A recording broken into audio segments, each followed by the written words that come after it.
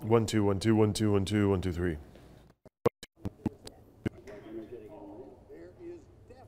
1 2 3 4 5 6 7.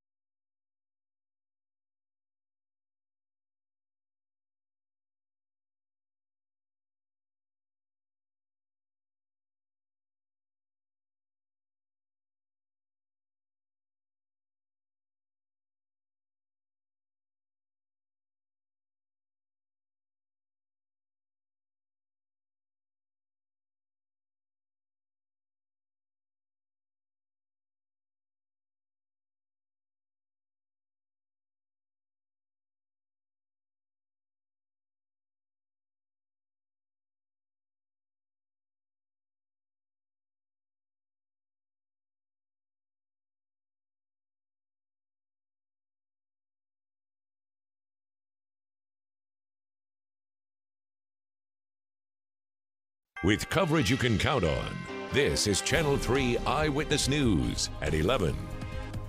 Good evening. Thank you for joining us. I'm Greg Glover. Cindy has the night off. For the first time tonight, we're hearing the 911 call, which led to the arrest of Varnell City Councilman Sheldon Fowler. Fowler was charged with simple assault after an argument with police. Fowler announced he's stepping down from the city council. The police chief was put on administrative leave as well.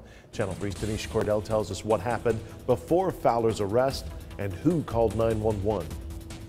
Fowler's wife, Stephanie, called 911 after an argument between the two on June 13th. She told dispatch Fowler had taken Ambien while drinking alcohol throughout the day and was harassing the family.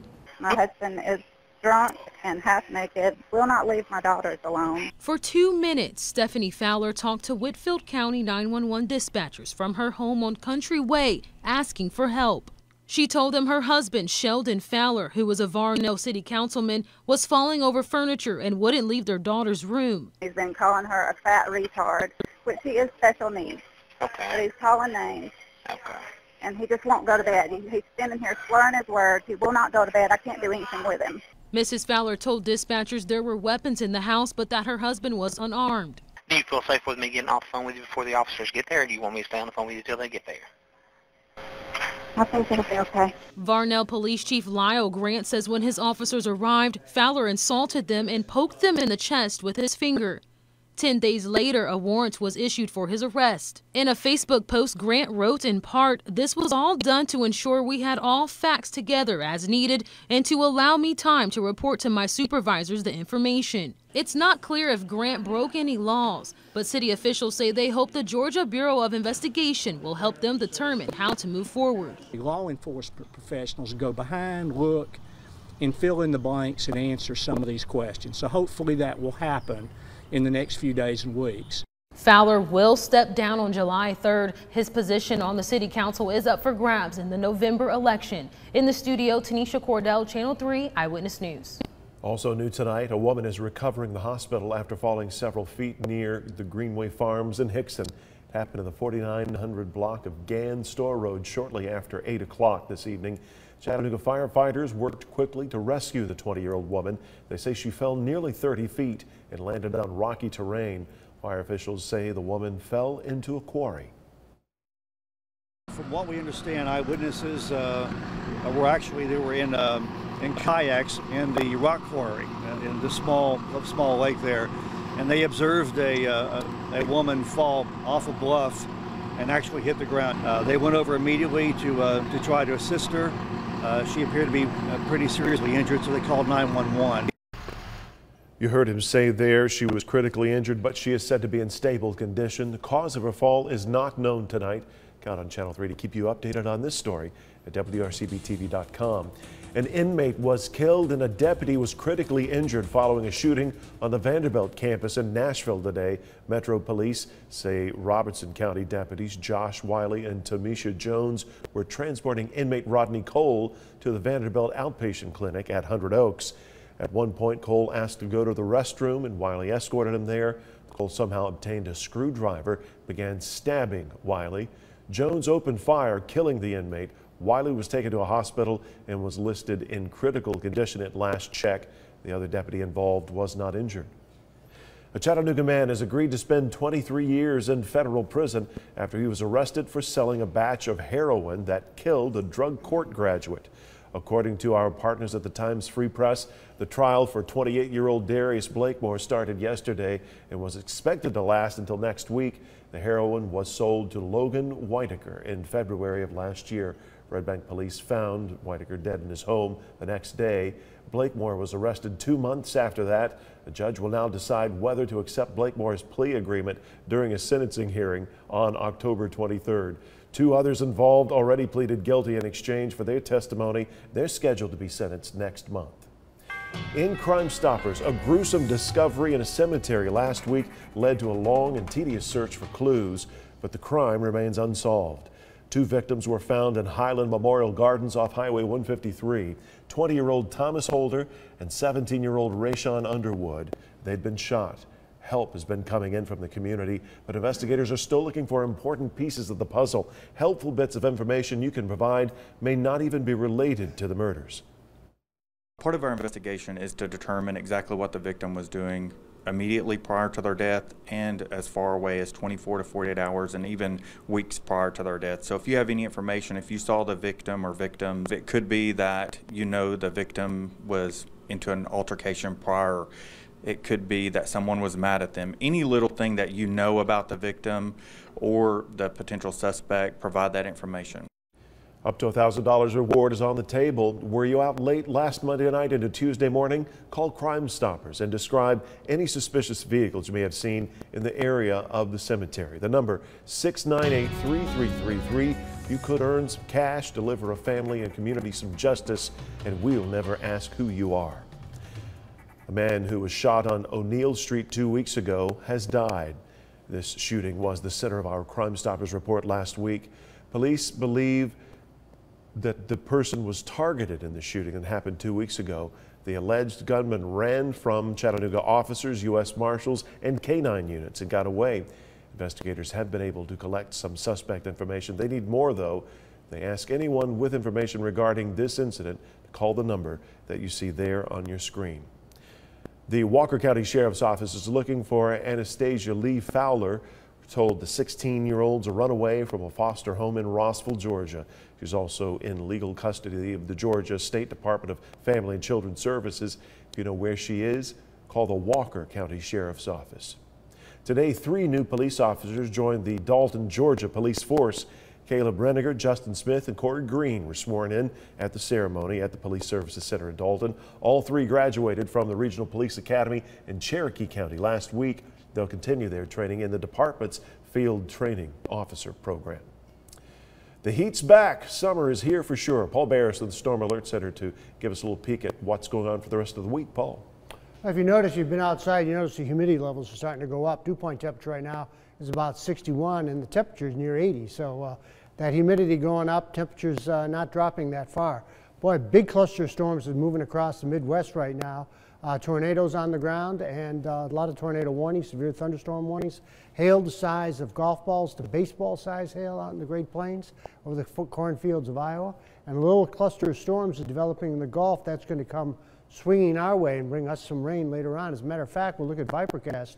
Right now, we'll see the clouds increasing through tomorrow. This is around noon tomorrow, southeasterly winds and plenty of clouds. Just a chance for some widely scattered showers. Best chance is going to be, it looks like, west and east of us, but still a chance in the valley too.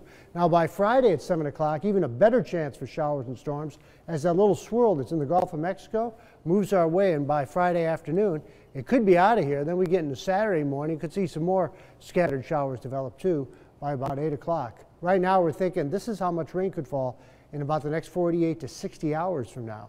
So thinking about an inch to an inch and a half, at least according to our computer model here. I think a better chance of about a ½ inch to an inch across the area. And I've got the complete 7-day coming up. We'll take a look at the rest of the weekend too. Paul, thanks. We'll check back in with you shortly. Coming up on Eyewitness News at 11, a dorm room explosion at a Kentucky campus sends a school employee to the hospital. We'll have this story, much more when we get back.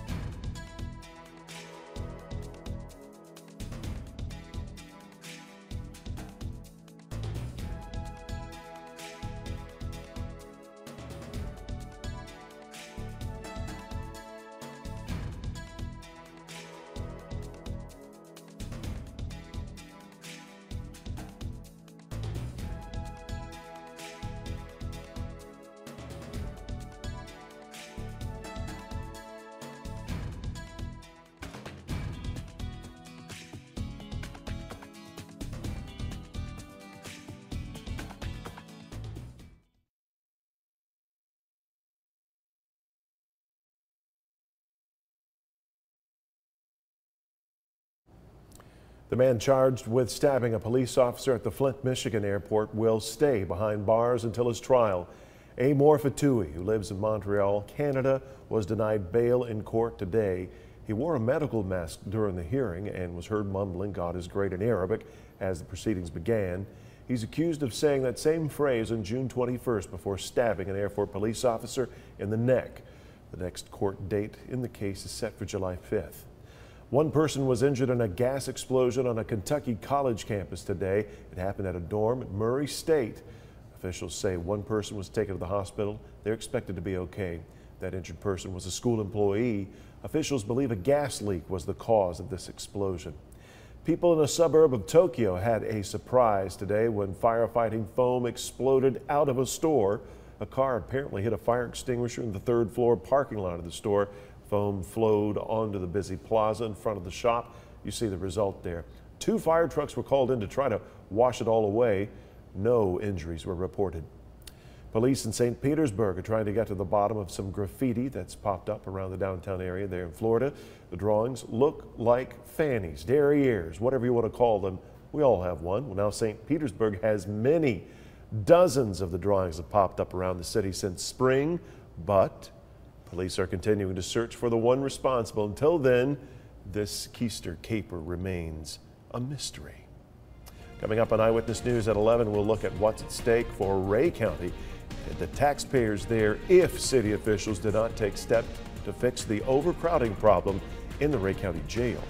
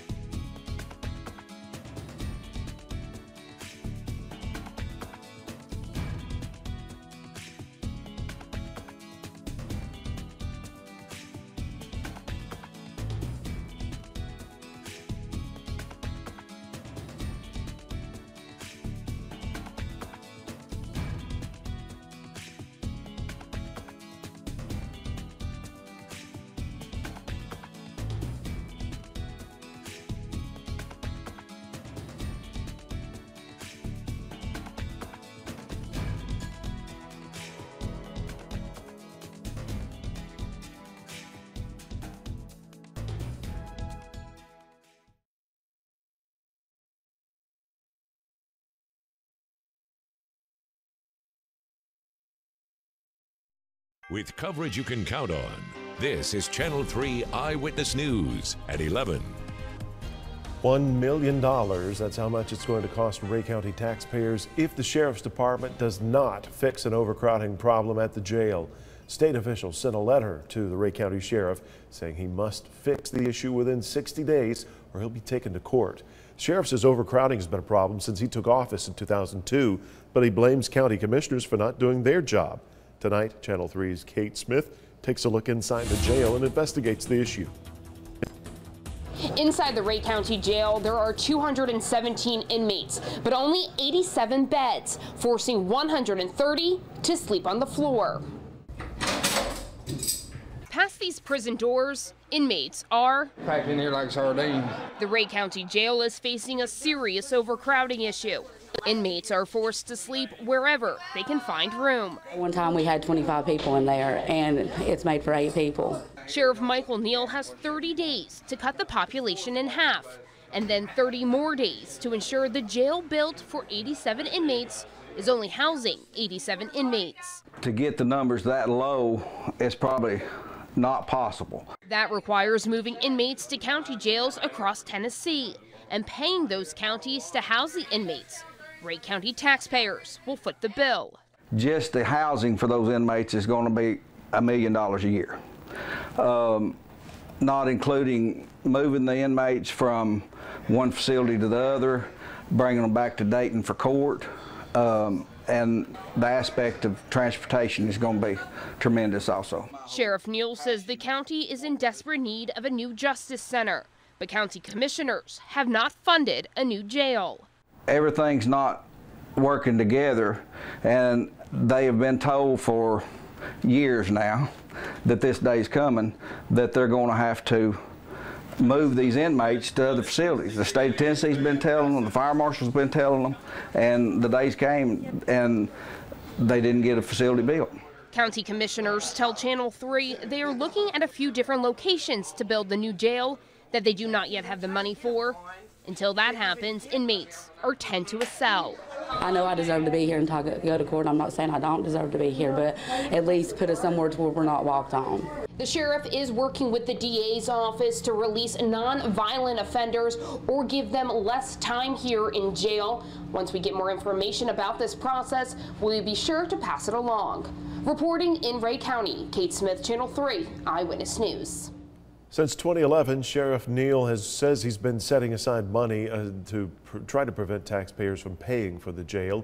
He says he's saved more than $600,000 for a new justice center. He, along with the state comptroller's office, have discussed housing 75 state inmates at the new jail to collect money for operating costs. The state would pay the county $40 per inmate each day to house the inmates at the Ray County Jail. We've all heard don't look directly at the sun, but on August 21st, millions will be gazing at the sky as the moon passes in front of our star. Local optometrists say it's like a laser being pointed at your eye, not in a good way. They suggest doing research before selecting glasses for the solar eclipse online. They emphasize polarized lenses will not work. Welding shades will not work. When buying glasses, make sure there are no burns. This would look like a tiny hole. Even the smallest speck of light poking through can damage your retina. For more information on where to buy these glasses, check out our special solar eclipse section at WRCBTV.com. 4th of July is just a few days away. If you're staying in the Tennessee Valley, start planning to watch fireworks now. There are plenty of shows to celebrate Independence Day. Since July 4th falls on a Tuesday this year, displays will begin as early as this week, like the show Friday night in the Lafayette Municipal Park at 10 p.m. We have a list of all the fireworks shows in the Tennessee Valley we know of at WRCBTV.com. Paul Bears of the Storm Alert Center. I saw some posts online tonight that people have already begun shooting fireworks, Paul. Just want to be out playing in the evening, I think. Greg, they do that at Christmas time around here. I mean, it doesn't make any difference what time of the year it is. Fireworks are all year long. All right, more humidity coming up for tomorrow. You've already noticed it a little bit outside. Showers will develop for tomorrow. They'll be scattered, then some showers and thunderstorms coming up on Friday. A lot of the rain south of us is dissipated. The really big stuff is up across northern Missouri coming out of Iowa. Still tornado warnings, tornado watches in effect. The Chicago area is getting hit hard. Milwaukee's getting hit real hard with heavy rain, but the real severe weather right now, and up to 26 tornadoes have already touched down right along the Mississippi River. So it's been a nasty night up there. 78 currently in the city, 73 Cleveland and Dalton, 68 already in Dayton, so it's 10 degrees cooler than it is in Chattanooga right now. Altamont's around 69, 70 in Athens, and Murphy's down to 63 already with Fort Payne at 68. 88 and 58 the high and the low for today. That's a pretty good spread, 30 degrees. This time of year, that does not happen very often. That was very dry air last night and very comfortable too. From the Sky Watchers, we had 87 in Dalton, Chatsworth was 90, 85 Lafayette, 88 in Tryon. I think it's going to be a little bit cooler for tomorrow because we're going to see more clouds. 87 in Eastridge, 85 from Soddy Daisy to Lakeside, but nearly 90 out in Cleveland, 89, and 85 in Ringo with Signal Mountain, 79, Lookout Mountain, 81, Dunlap was 86, Pikeville, 88, Dayton was 84, and even Spring City got up to 89, 88 in Athens, 89 in Delano, and then we had 85 in Murphy, Jasper at about 87. Now for tomorrow morning, we don't expect any rain, but by afternoon, some scattered showers will develop. This little wave down in Louisiana is going to start moving to the north and east. That's going to pull up the moisture. It's going to increase the chance for rain. It's a little swirl in the upper atmosphere. The cold front's still out to the west, and then we're going to see some of these showers come in, especially through Friday into Thursday night and probably into Friday morning at least. By Friday afternoon, they start to taper off, and then into Friday night, pretty much out of here. But Saturday, another round of showers and storms moves in. This is around 7 o'clock Saturday afternoon. And into Sunday, if this front stalls, and I think it will, we'll see more rain come in. Now, Vipercast is very aggressive on this. It's saying 1 to 3 inches of rain possible. I think a couple inches of rain on outside chance, mainly about 3/4 of an inch to about an inch, I think, on average. But tonight, 69, it's going to be warmer than last night. 84 tomorrow with more clouds and a few showers move in. Nothing really heavy, though. Tomorrow night, showers and a few thunderstorms with a light southerly wind. And a real good chance for showers and storms off and on through Friday, Saturday. Should be ending on Sunday. And looks like Monday will be dry with 89. Now, Tuesday is the 4th of July. Right now, it looks dry to me with 90 for the high and a slight chance for a shower next Wednesday. But next few days, next 72 hours, we'll probably see occasional showers and thunderstorms popping up. So you may have to do some dodging out there. We're used to that. Paul, thank you very much. Coming up next in sports, one former Mock is off to the NBA. Plus, Tim Tebow doing Tim Tebow things. A big night for Tebow in his first game in action since the promotion. Sports is next.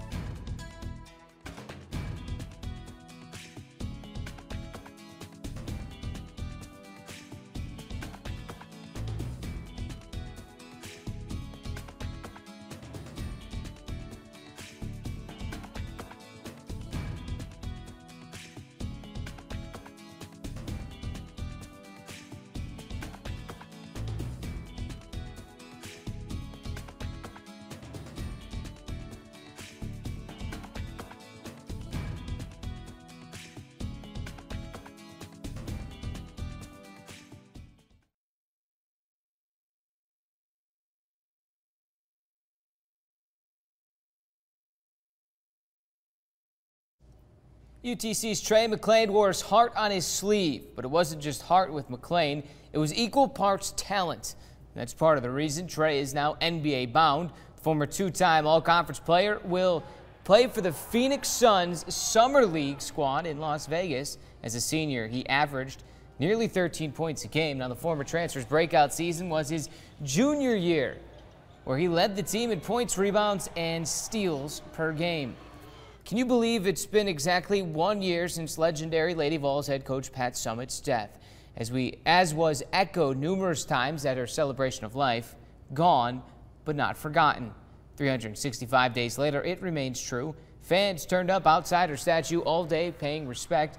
The 8-time national champion head coach had players of past and present chiming in from across the world. Former UConn star Diana Taurasi said UConn would not be a dynasty if not for what Summitt did at Tennessee. All while right down the street, her legacy lives on in a different form. The Pat Summitt Clinic continues to raise money and care for those battling Alzheimer's. After 4 ties in 5 games, Chattanooga FC went on a goal-scoring rampage, netting 12 goals in 3 games. They needed that offense to carry over tonight against Memphis City.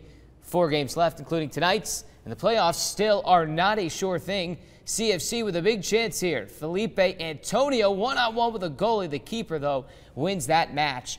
But seconds later, Antonio gets the last laugh. It's a great feed from John Finley, the one-timer.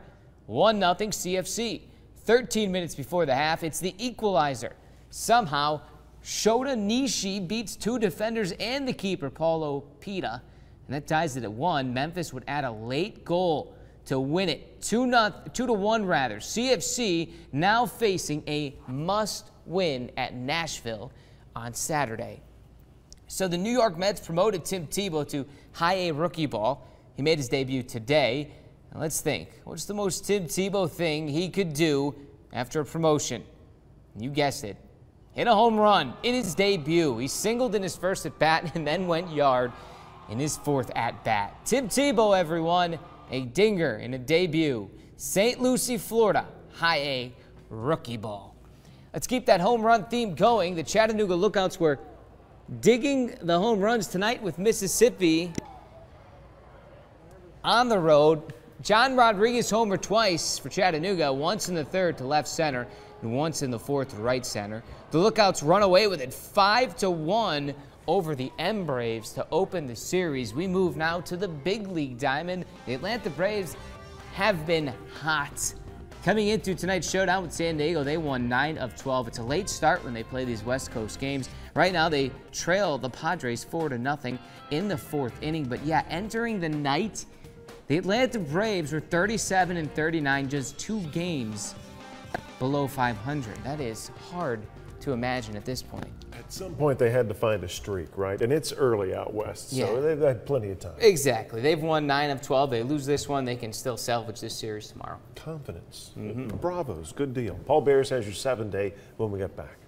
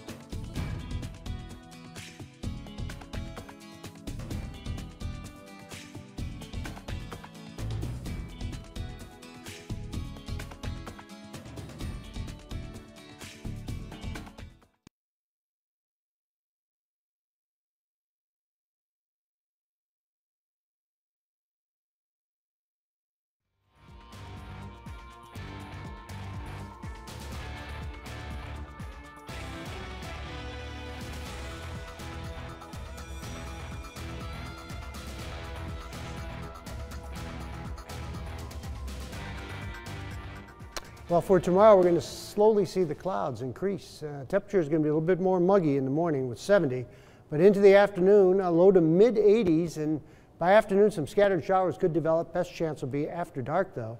And about 84 for that high on Thursday and 82 on Friday. And on Saturday, another round of showers and storms likely. Sunday should be all right for most of us. And by the 4th of July, which is Tuesday, should be about 90 and crackling hot. Just keep those tornadoes out on the Mississippi away from us, right? Yeah, I don't see any tornadoes now. Good. Thank you, Paul. Today, a man was arrested for DUI after he crashed a U-Haul into a Philadelphia brewery. It was all caught on camera. Let's roll that video. Have a look. Watch a woman jump out of the way just in time to avoid being hit. Police say the 41-year-old man was driving down the wrong side of the road, lost control of his U-Haul, and smashed into the brewery. He received treatment for a minor leg injury. Amazingly, no one else was hurt. And that's either not a very popular joint or at a time of day when, thankfully, more patrons weren't there. Right? Thankfully, no one was hurt, but yeah, he'd be better off crashing into a water pump than a... You got a DUI, is that what I heard? That's it, exactly. Yeah. The irony I there. guess he needed a beer real bad. Oh, he won't get one for a while now, I'm sure. We can watch it over and over. It's high-def television at its best here. That's a good security camera. It really is. By the way, the little thing with the music that showed you all the fireworks destinations around the Tennessee Valley, our very own John Collins put that together. He works hard on all that video stuff. So go check out one of those demonstrations just to show John Collins you care. Right? Mayor Collins. Mayor Collins. That's right. We'll see you.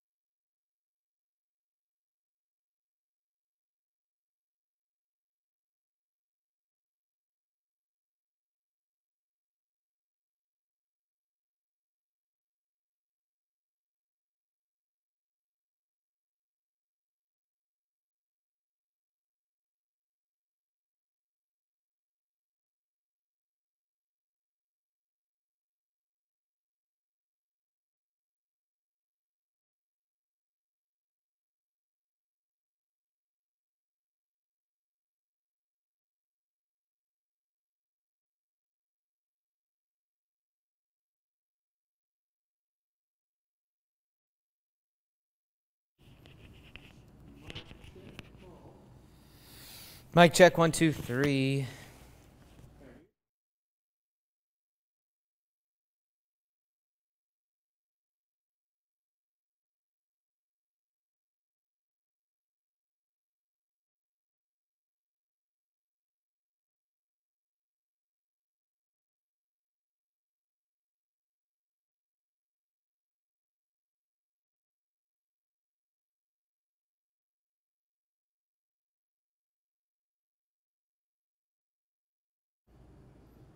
UTC Grad Tre McLean wore his heart on his sleeve. But it wasn't just heart with McLean, it was equal parts talent. That was part of